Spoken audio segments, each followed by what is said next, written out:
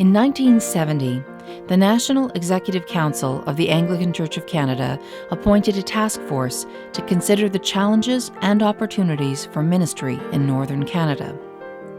This task force became the Primates Council on the North, and in 1976 evolved into the present-day Council of the North. The council itself consists of the bishops of dioceses in the northern regions of Canada. The geographic area of these dioceses cover 85% of Canada's landmass and contains 15% of its population. Each week, approximately 9,000 people worship in more than 300 congregations in hundreds of communities across the north. Supported by grants from the National Church, the Council considers how best to provide sacramental and pastoral ministry and enhance the mission of the Church in the north. Council dioceses are a cultural mix of Indigenous peoples, descendants of European settlers, and recent immigrants. Ministry in the north faces a great many challenges: vast distances, isolated communities, harsh weather, unreliable communications networks, and some of the most economically and socially depressed communities in our country. Anglican ministry in Canada's North is about compassionate service and proclaiming the gospel to the ends of the earth, teaching, nurturing, and baptizing new believers in the communities to which God has called us.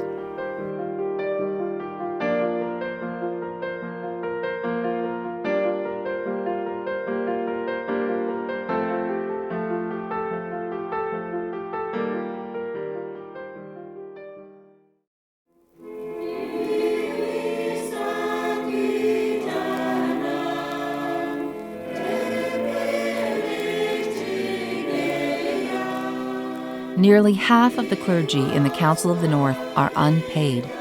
They often hold down full-time jobs while also ministering to their communities. This is the reality for the Reverends Richard and Nancy Bruyere, priests of the Sag King First Nation in the former Diocese of Keewatin, who minister to 4 different communities.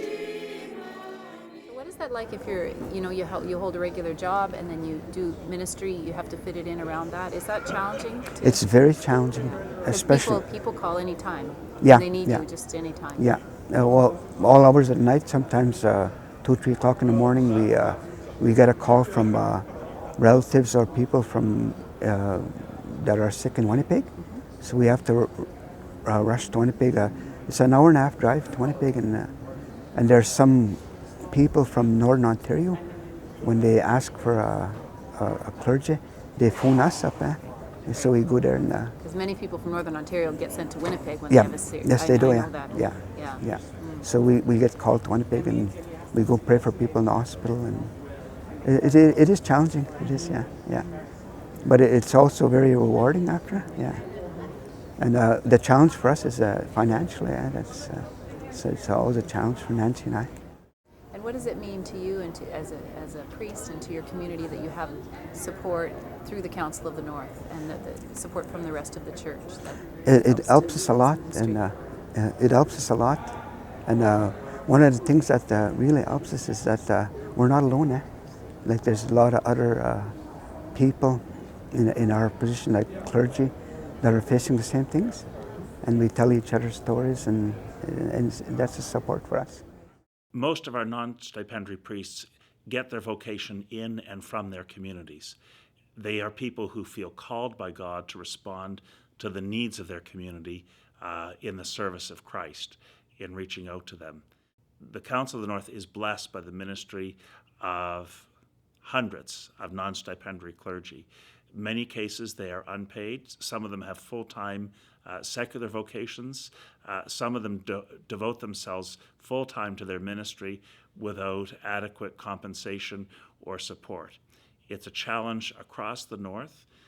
We are blessed by the sacrificial commitment of so many of these priests and deacons, lay readers, and catechists.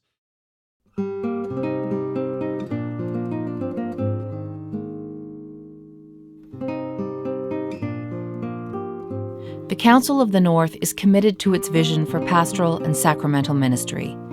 Focused on the current needs of their congregations, the Council's mandate is not about delivering services to members, but about equipping members to serve.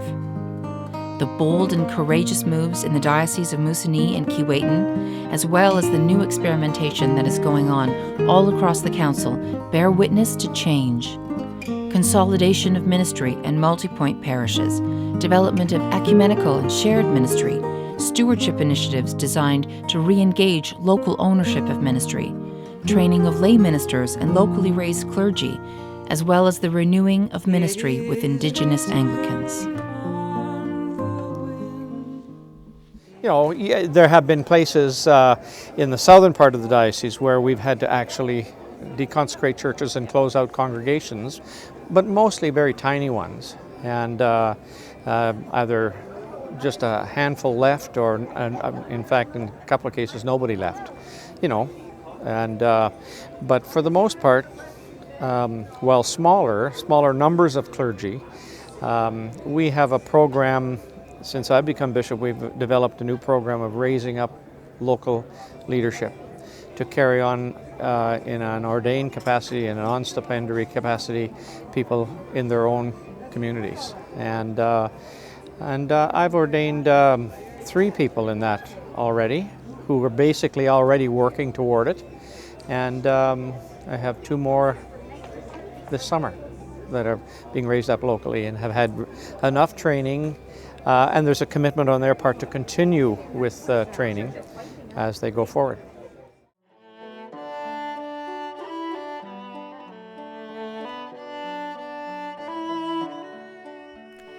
Many of the Council dioceses operate theological schools for training lay ministers as well as locally identified clergy.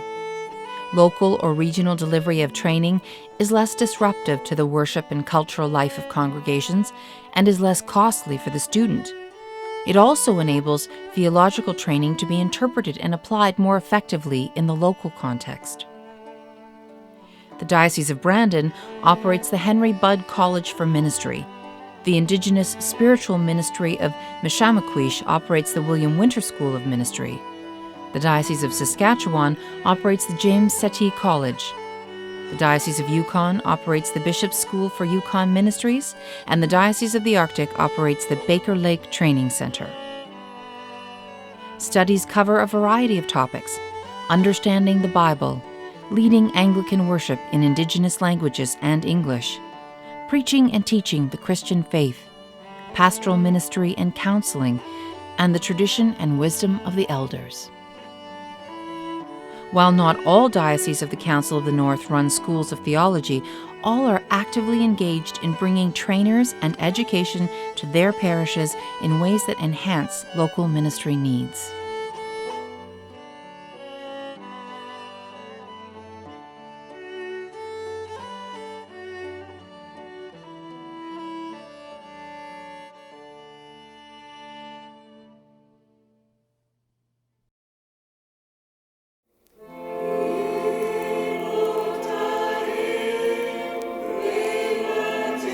The Council of the North is blessed by the support it receives from the Anglican Church of Canada.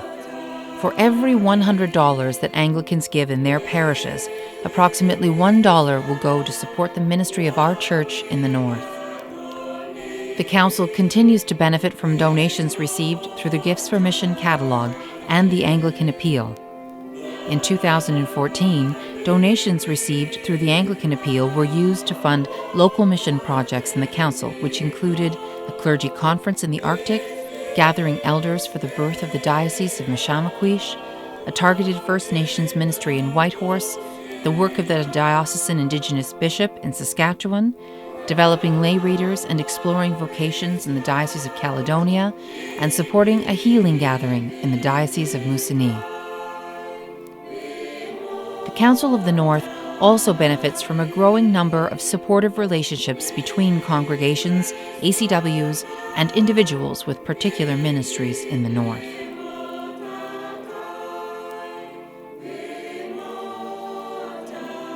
Each Sunday across the north of Canada, Anglicans gather in churches supported by you, led by clergy and laity who are trained thanks to your gifts.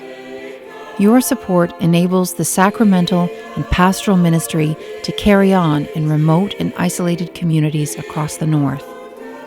Whether that's a suicide healing walk on a reserve, a summer vacation Bible school in a small rural village, Cree classes where Indigenous and non-Indigenous people gather for instruction in traditional language and culture, or in new ways of carrying out work such as the Ministry of Presence in the Yukon, or the role of the Archdeacon for Mission Development in the Diocese of Athabasca. The Council of the North looks forward to the journey ahead in partnership with the wider Church, and is grateful for your companionship, your support, your prayers, and your gifts.